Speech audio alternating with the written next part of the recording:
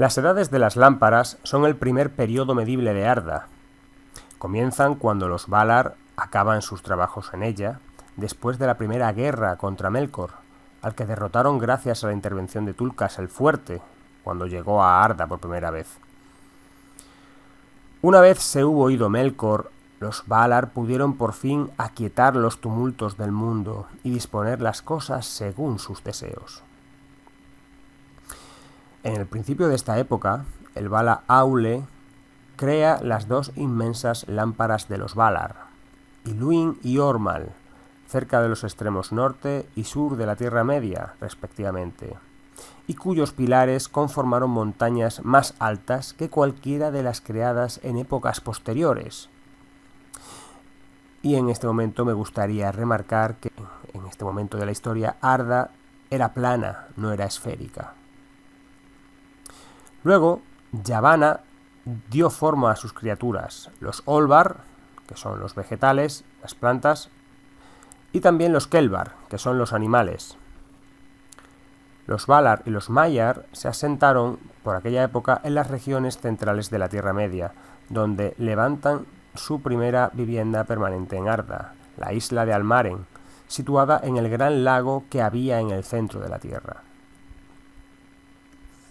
Comenzó entonces lo que se denomina la primavera de Arda, época en la que el mundo era joven y hermoso, lleno de vida, inclusive en la Tierra Media.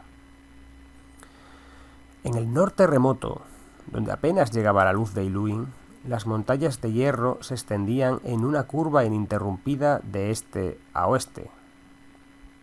Cuando llegó la primavera de Arda, los Valar se alegraron e hicieron una gran fiesta, en la cual Tulkas se desposó con la Valienesa, como os comenté en el vídeo anterior. Fue en ese momento en el que Melkor, gracias a los espías que aún tenía entre los Valar, vio su momento de venganza, y llamando consigo a todos sus fieles servidores, cavó y edificó una gran fortaleza, llamada Autumno, al nordeste de la Tierra Media, a la sombra de las montañas de hierro que él mismo levantó. Aunque he de decir que no queda claro en los escritos si las Ereth Engrin se levantaron en ese momento o si ya estaban total o parcialmente iniciadas cuando llegó Melkor. Aun sabiendo que Melkor había vuelto, los Valar no lograron localizar su escondrijo, y desde allí la oscuridad empezó a crecer, arruinando la primavera de Arda. Pero los Valar, en su fiesta y con la luz de las lámparas, no se percataron del peligro hasta demasiado tarde, cuando Melkor derribó las dos lámparas, la primera al norte y después la del sur. Y fue tanta la conmoción ocasionada por su caída, la caída de estas lámparas, que las tierras se hicieron pedazos, con lo cual Almaren quedó destruida y tuvieron que retirarse para siempre de la Tierra Media. En una versión que habla de ese tiempo antiguo, se dice que los Valar se hallaban en una de las Islas Encantadas y que el aguanieve caída a consecuencia del derrumbamiento de las lámparas sumergió gran parte de las islas. Entonces, Ose transportó a los Valar al oeste, atravesando los mares divisorios de Belegaer, que por aquel entonces eran mucho más estrechos de lo que jamás llegaron a serlo. De esta manera fueron a habitar al continente de Aman, en el que residen desde entonces, el más occidental de todos los territorios sobre el filo del mundo, que fortificaron levantando las montañas Pelori, las montañas más grandes de Arda, al este, norte y sur. Tras ellas, los Valar establecieron el reino bienaventurado de Valinor. Los Valar prosiguieron con su trabajo y en muy raras ocasiones volvieron a la Tierra Media.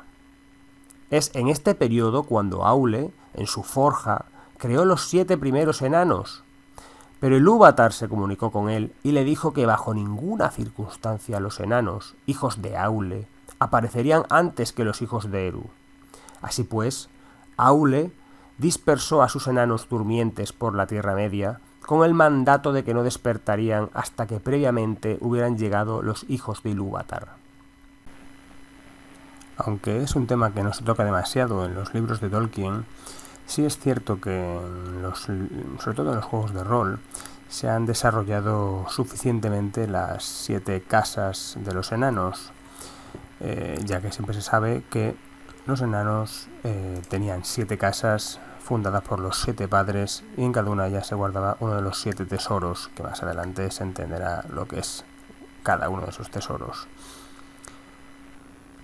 Y bien, con la información extra que se ha podido proporcionar con otros medios, se suele hablar, aparte de la casa de Durin, que es la habitual y de la que más se habla en todas las novelas, de otras casas como son la casa de Uri, la de Linar, Sindri, Thulin, Bar, Vigdis,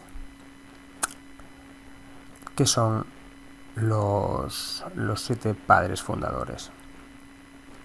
La casa de Durin es el linaje de enanos mejor conocido para los hombres y elfos en el oeste, y también se les llama los Barba Larga o los Barbiluengos. La casa de Uri es rápidamente reconocible por el fiero cuidado que ponen en sus barbas llenas de ornamentos.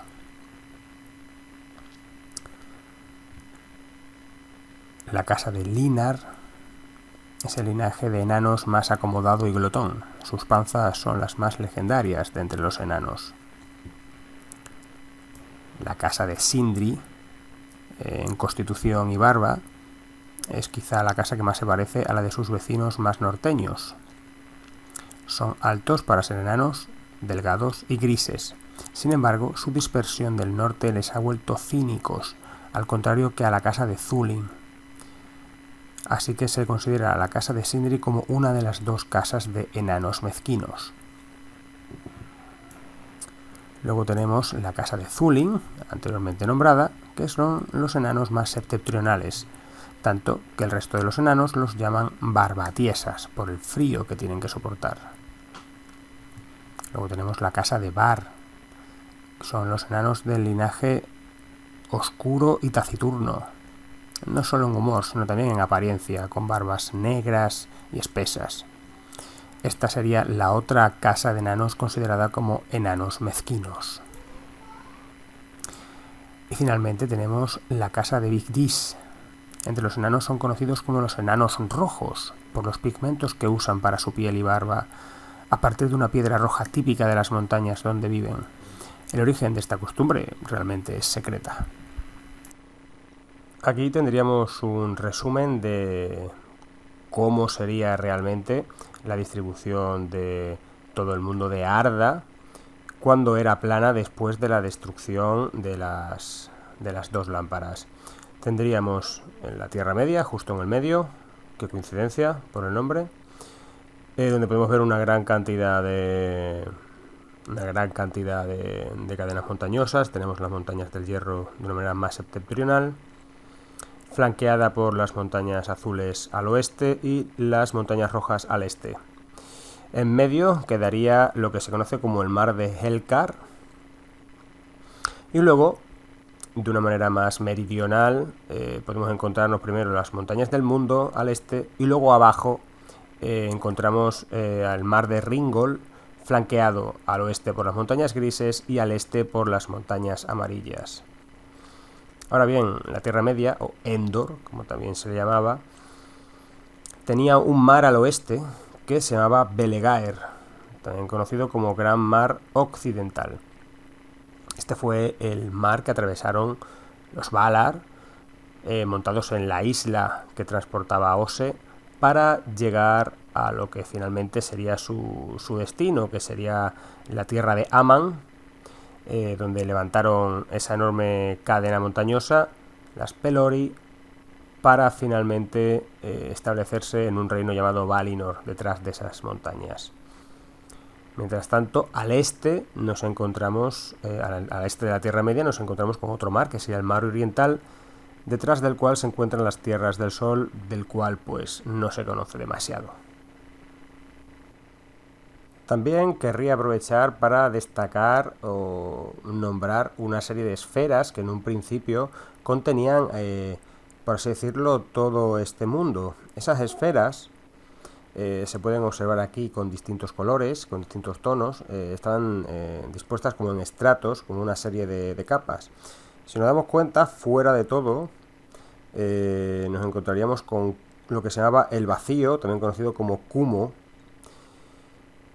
y justo por debajo nos encontramos con una enorme extensión de tono azulado, que sería lo que se llamaba Baija, también conocido como Kaya, que eran los mares circundantes. Como podéis ver, eran una esfera de mares. Por debajo de esa capa azul nos encontramos con una capa verdosa que se llamaba en su momento Ilmen, el lugar de la luz. Y luego por debajo nos encontramos con Vista, que tiene un tono como azul claro aquí en este diagrama, que Vista era el aire interior. Es decir, dicho de otra manera, si uno se coloca en el borde del disco, vería a Vista, el aire interior, como una especie de bóveda sobre la superficie terrestre. Y luego nos encontraríamos la sólida ámbar, que es la tierra debajo, que sería todo esto marrón que estamos observando. Y luego Baija, esos mares circundantes, se encontrarían por encima de Vista, aunque bueno, creo que más o menos queda claro, es evidente que aquí no tienen el significado habitual de mares, porque no tendría mucho sentido, ¿no? Y separaban, esos mares circundantes separaban todo lo interior, toda esa bóveda de aire de tierra, lo separaban de Kuma, el vacío. Esto al fin y al cabo no contradice lo que se decía en el Silmarillion, como que realmente Arda era un globo en el vacío. De hecho, a la vista está. En ausencia de los Valar, el poder de Melkor se extendió hacia el sur desde Utumno y desde su fortaleza de Angband, situada al noroeste, enfrente de Aman. Únicamente Orome y Yavanna se aventuraron a salir de las tierras de Aman para viajar a las tierras exteriores. Para obstaculizar el viaje de Orome, Melkor erigió una nueva cadena montañosa, las Hithaeglir o montañas nubladas. Y posteriormente llegó la creación de los dos árboles, con la cual comenzó la edad de los árboles, las edades de los árboles, o también conocidas como edades de las estrellas.